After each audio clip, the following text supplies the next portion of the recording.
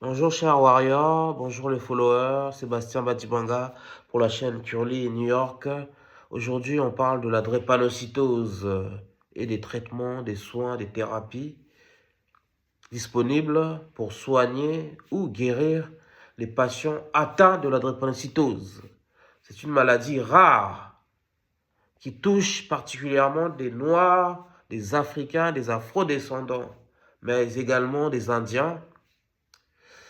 C'est une maladie du sang, héréditaire et génétique, transmise par les deux parents à leurs enfants. En quelque sorte, la drépanocytose, c'est une malformation des globules rouges. Les drépanocytaires ont moins de globules rouges que de globules blancs. Mais surtout, leurs globules rouges sont en forme de banane, de fossile, au lieu d'être en forme de cercle.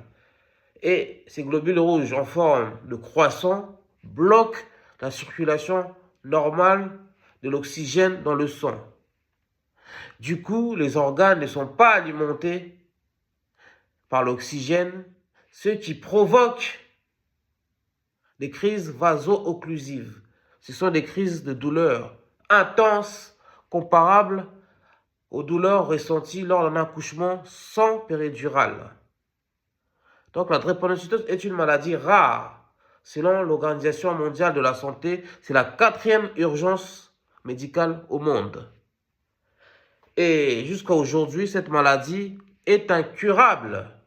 Contrairement aux idées reçues, on ne sait toujours pas comment guérir la drépanocytose. Mais on vous expliquera que la recherche avance.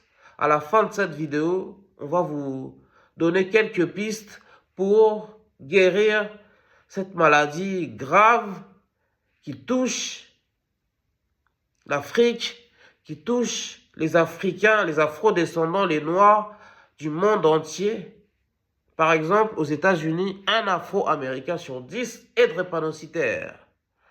En France, en Île-de-France, il y a 30 000 patients drépanocytaires. Et dans le monde, il y aurait 150 millions de malades atteints de la drépanocytose si on compte les AS et les SS. En fait, ce sont les deux formes les plus graves de cette maladie. Les AS ne développent pas la maladie, en fait. C'est comme être séropositif. Vous avez le virus, mais le virus n'a pas contaminé encore l'organisme. Donc ça, on appelle les AS, les drépanocytaires, ils ne développent pas les symptômes de cette maladie. L'autre forme de cette maladie, c'est la forme SS. Moi, personnellement, j'ai la forme SS. C'est la forme la plus grave de la drépanocytose. Donc, cette maladie est vraiment une maladie grave. Mais, il y a une lueur d'espoir. Parce que au fil des années, il y a eu une série de médicaments qui permettent de bien soigner cette maladie, en tout cas en Occident. La recherche avance très bien. Donc, comment on fait pour soigner la drépanocytose? Les malades ont une batterie de médicaments à prendre tous les jours. Il y a, par exemple, l'acide folique. Donc, c'est un médicament très important qui permet d'éviter les anémies, en fait, qui permet d'avoir suffisamment de sang dans le corps. Puis, on a l'hydréa, aussi appelé le cyclos, qui réduit drastiquement les crises et améliore l'espérance de vie des malades. Par ailleurs, il y a certains drépanocytaires qui prennent le zinc, le ribozinc plutôt. Donc c'est un médicament qui permet d'avoir suffisamment de fer dans le corps. Mais certains drépanocytaires sont aussi hypertensionnels. Ils ont l'hypertension. Donc on leur prescrit également le ramipril et l'Amlor. Je pense que j'ai cité les médicaments essentiels pour soigner cette maladie, en fait, cette pathologie.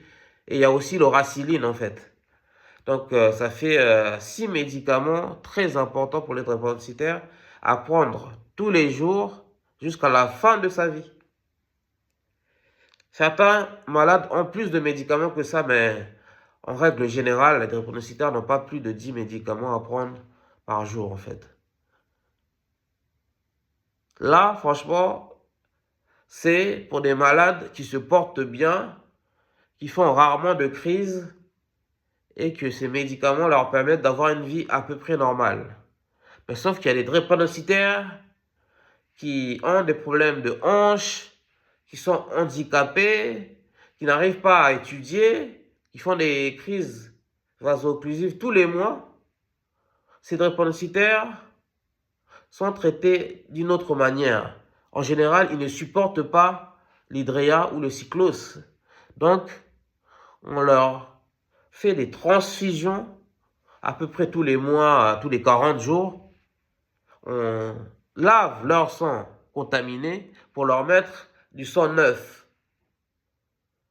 Ce qui leur permet d'éviter les crises, de vivre à peu près normalement. Donc, je vous ai donné les traitements adéquats pour soigner la drépanocytose. Mais sachez que les drépanocytaires, du coup, comme je vous l'ai expliqué, font des crises vaso-occlusives. Et ces crises sont provoquées par des facteurs environnementaux, c'est-à-dire l'environnement dans lequel vivent les drépanocytaires influe sur leur état physique. Donc le stress est un facteur déclenchant des drépanocytaires de la crise vaso-occlusive. Le froid peut déclencher des crises vaso-occlusives, aussi des crises de douleurs intenses, plus douloureuses que les douleurs ressenties lors d'un accouchement sans péridurale. Donc il y a le stress, le froid, la fatigue. Il faut éviter d'être épuisé lorsqu'on est drépanocytaire.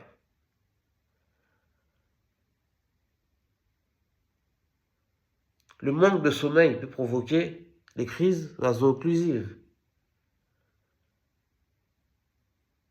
Le fait de mettre des habits serrés qui glacent le corps là, donc ça glace le sang, ça empêche encore plus le sang de circuler correctement dans le corps. Du coup, le sang ne peut pas alimenter les organes en oxygène, les organes essentiels de la vie, le cerveau, le cœur, les reins.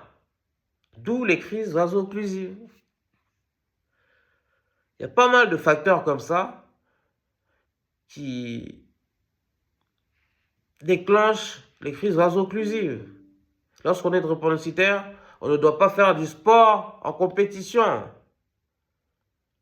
De mémoire, un sportif, je pense que c'était un footballeur, avait fait une crise de drépanocytose après avoir joué un match en altitude.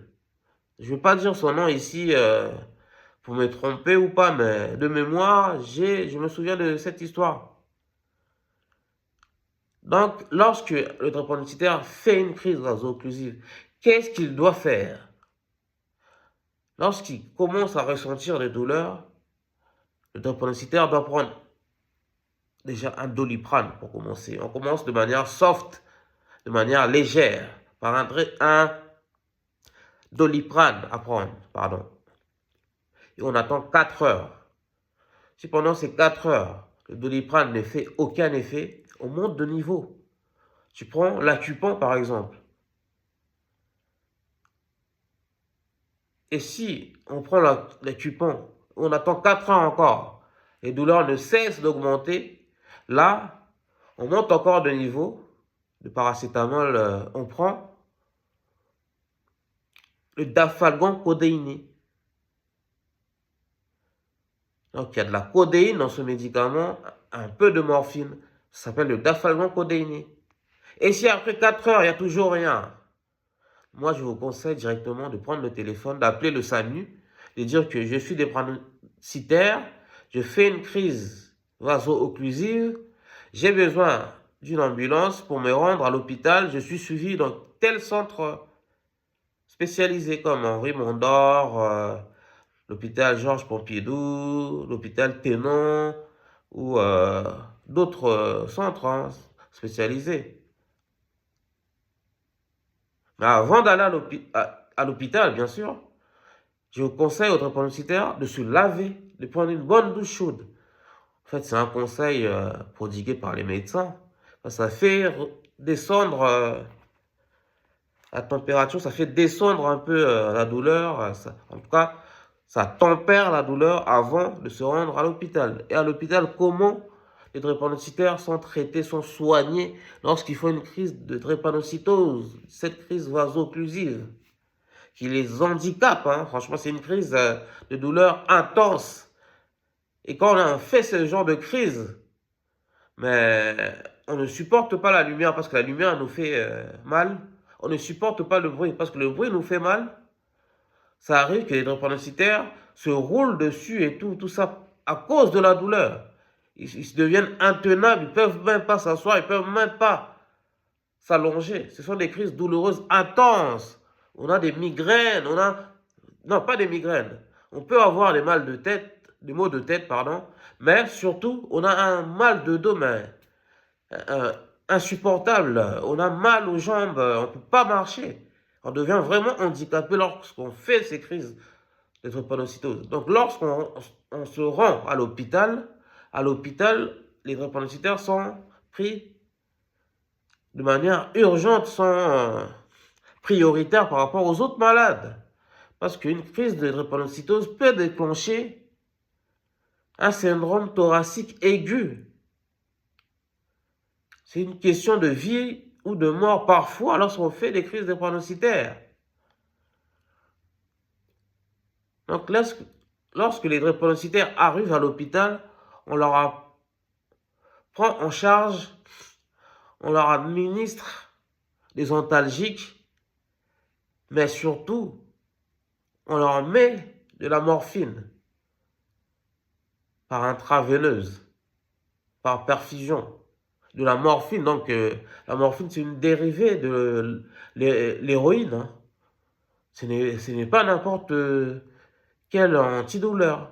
La morphine, si on ne fait pas gaffe, c'est une drogue à part entière. Donc on utilise la morphine pour calmer la douleur des drépanocytaires. La morphine, c'est utilisé aussi pour faire endormir les chevaux quand même. Vous vous rendez compte du genre des douleurs que peuvent ressentir les drépanocytaires lorsqu'ils font une crise de drépanocytose. Donc on leur fait une transfusion, on leur met de la morphine par intraveineuse. Il arrive aussi qu'on leur fasse une transfusion. On fait les examens pour voir qu'est-ce qui a déclenché cette crise, si c'est juste une crise de douleur ou c'est un problème plus grave. Par exemple, le taux d'hémoglobine est descendu tellement si bas qu'il faut transférer le malade en soins intensifs. Donc, perfusion, transfusion, morphine ou kétamine. Donc, la morphine et la kétamine sont vraiment des antidouleurs ultra puissants. La morphine, on l'utilise pour endormir les chevaux. Et la kétamine, on utilise ça notamment lorsqu'on fait des opérations chirurgicales pour calmer la douleur des malades. Donc les drépanocytaires font des crises de douleur, mais imaginables. Leur douleur est incommensurable.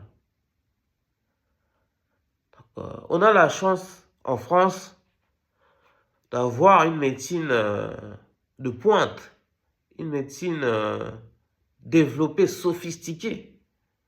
Et grâce à l'État-providence, les drépanocytaires sont pris en charge à 100% par la sécurité sociale. Ils ne payent pas leurs médicaments, ils ne payent pas les soins, ils ne payent pas leur hospitalisation. Tout est pris en charge par l'État. Mais, jusqu'à maintenant, la drépanocytose n'est pas une maladie qu'on peut guérir. Mais les médicaments qu'on vient de vous citer depuis le début de cette vidéo permettent aux malades d'avoir une vie à peu près normale et l'hydréa et le cyclose ont drastiquement amélioré l'espérance de vie des malades. Il n'y a pas d'études récentes sur l'espérance de vie des drépanocytaires, mais sachez que les drépanocytaires ont une espérance de vie à peu près comparable aux individus qui n'ont pas de maladie. Franchement, de nos jours, on vit bien avec la drépanocytose. Si bien sûr on respecte les 10 règles de vie d'un drépanocytaire. J'en ai déjà parlé sur cette chaîne. Je vous mets le lien dans la description. Mais, en Afrique, franchement, les drépanocytaires sont laissés pour compte. Certes, il y a quelques traitements qui commencent à arriver dans certains pays africains. Le traitement de base, là, les 6 médicaments des drépanocytaires, voire 10 médicaments, là, il y en a en Afrique. Mais à quel prix? C'est encore hors de prix. En Afrique, ils n'ont pas le même système social ni médical qu'en France.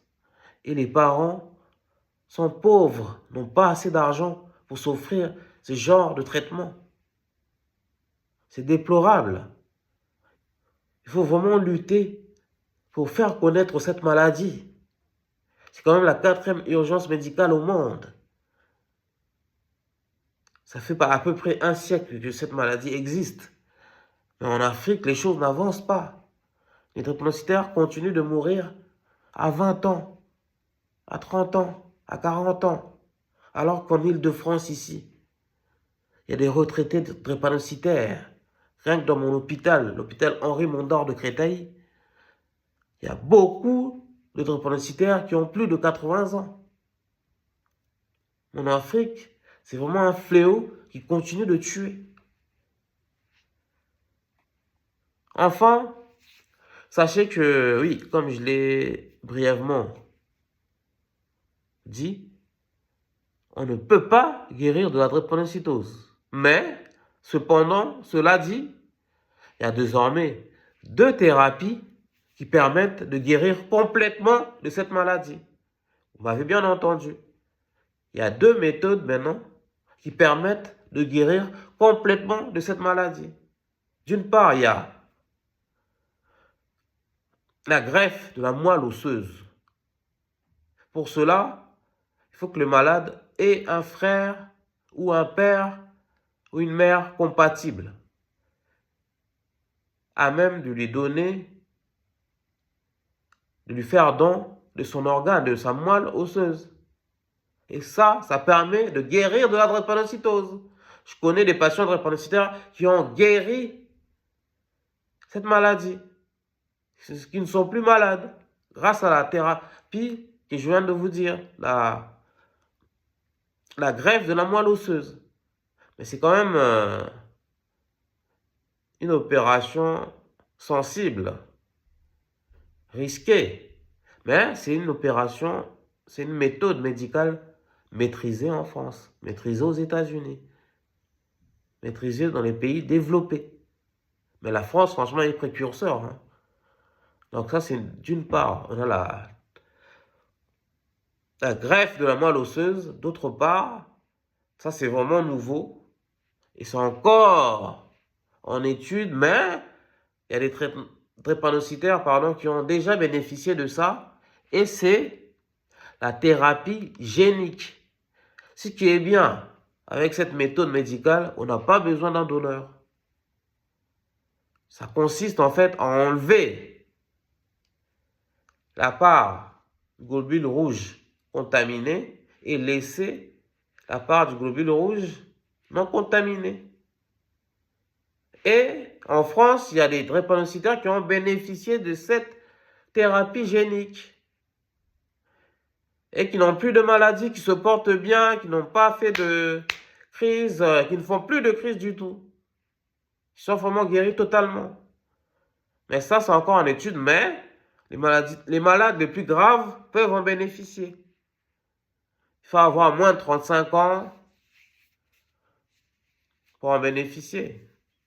Donc, il y a vraiment une lueur d'espoir autour de cette maladie, en tout cas en France et aux États-Unis. Mais il faut quand même se mobiliser, s'il vous plaît, les drépanocytaires. Voilà pourquoi il faut soutenir notre chaîne.